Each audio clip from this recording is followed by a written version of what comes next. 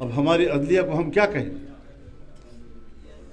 کس نے آپ کو بتایا ہے کہ آپ بغیر رہنمائی کے آپ ختم نبوت کے کیس کو چھیڑیں، جب آپ کو عبور ہی نہیں ہے اس مسئلے کے اوپر؟ اور آپ نے اپنے مدعی سے مدعی سے کہا کہ آپ کو میں سننا نہیں چاہتا، عدالت سے باہر نکال دیا، سننے کے لیے آپ تیار نہیں ہوئے، پھر کہتے ہیں جی عدالت کا فیصلہ ماننا پڑے گا۔ نہیں مانتے ہم آپ کے فیصلے کو، آپ کے فیصلے کے خلاف ہم میدان میں آئیں گے، اور تو ویسے بھی میں نے کہا ہے کہ فیصلے ایوانوں میں نہیں ہوں گے، میدان میں ہوں گے۔ مولانا صاحب قدم بڑھاؤ، ہم تمہارے ساتھ ہیں۔ مولانا صاحب قدم بڑھاؤ، ہم تمہارے ساتھ ہیں۔ مولانا صاحب قدم بڑھاؤ، ہم تمہارے ساتھ ہیں۔ یہ جو آج تم علماء کرام کو ہر طرف مختلف مکاتب فکر کو خط لکھ رہے ہو کہ اس مسئلے ہمارے فیصلے کے اوپر رائے دو، یہ پہلے کرنے سے تو اچھا ہوتا نا۔ اب بارڈر ٹوٹ گیا، ذوالفقار بھٹو پھانسی چڑھ گیا، اب کہتے ہو جو وہ غلط تھا۔ تو یہ چیزیں جو ہیں وہ ملک میں نہیں چل سکتی۔ اب ہم نے ریویو پٹیشن کی ہے اور دوسرے دوستوں نے بھی کی ہے۔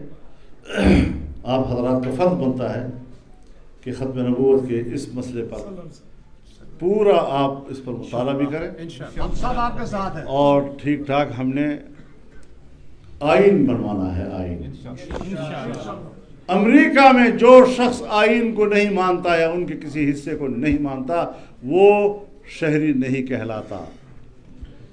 میرے ملک کے اندر اگر قادیانی آئین کو نہیں مانتا، اس کے فیصلے کو تسلیم نہیں کرتا، اور پھر آپ جانتے ہیں کہ یک طرفہ فیصلہ تو نہیں ہوا تھا، ان کا لیڈر باقاعدہ آئے روز آتا تھا، بحث مباحثے میں شرکت کرتا تھا، سوال جواب ہوتے تھے،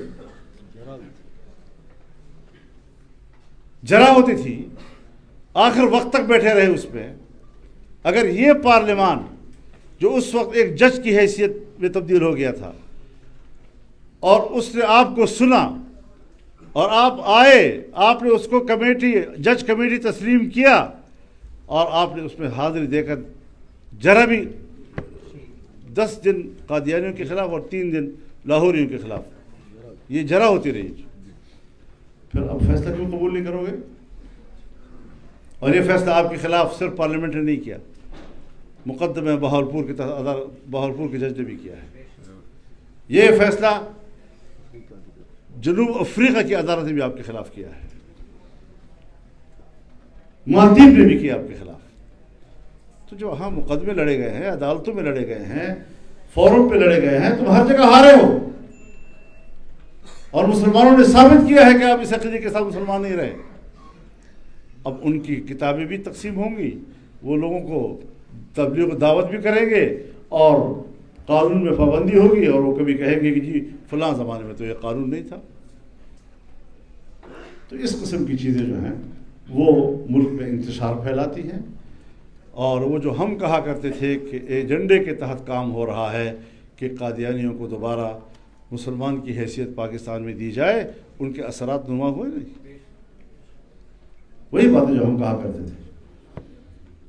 تو یہ وہ چیزیں ہیں جو حساس ہیں، اور میں بہت خوش ہوا ہوں کہ جمعیت لائر فورم وجود میں آئی ہے، اور ڈوگر صاحب، شیخ زکریا صاحب، باقی آپ سینئر لوگ ہیں بہت سارے میں دیکھ رہا ہوں، وہ آپ ہماری رہنمائی کریں انشاءاللہ العزیز۔ میں سمجھتا ہوں کہ اس محاذ پر بھی ہم بھرپور کردار ادا کریں گے، اور قوم کی صحیح رہنمائی ہو سکے گی، ہم ایک صحیح منظر کی طرف آگے بڑھ سکیں گے۔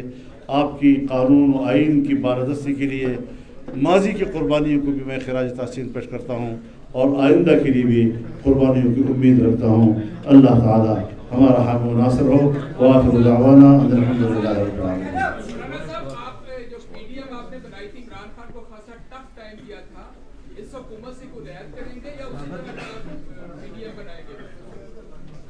میں تو ابھی تنہا لڑ رہا ہوں، پی ڈی ایم کی تو بعد میں بات ہوگی۔ مولانا صاحب یہ بتائیں کہ آپ نے ہمیشہ زرداری صاحب کا نون لیگ کا ساتھ دیا جب بھی وہ محور میں پھنسے ہوتے تھے، آج جب آپ مشکلات میں ہیں تو وہ آپ کا ساتھ دینے کے بجائے اقتدار کے مزے ڈھونڈ رہے ہیں، کیا آپ ان کے لیے بھی ٹف ٹائم دیں گے؟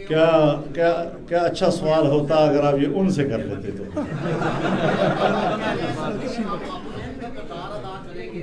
جی جی اپوزیشن نے کردار ادا کیا سے آپ ایک بات بڑی واضح کہہ دینا چاہتا ہوں میں اس مینڈیٹ کو تسلیم نہیں کر رہا، لیکن مینڈیٹ کو تبدیل کرنے والا مجرم اور ہے، اسی کو نشانہ بنانا، ہمت کرو۔ بہت شکریہ اسٹیج پر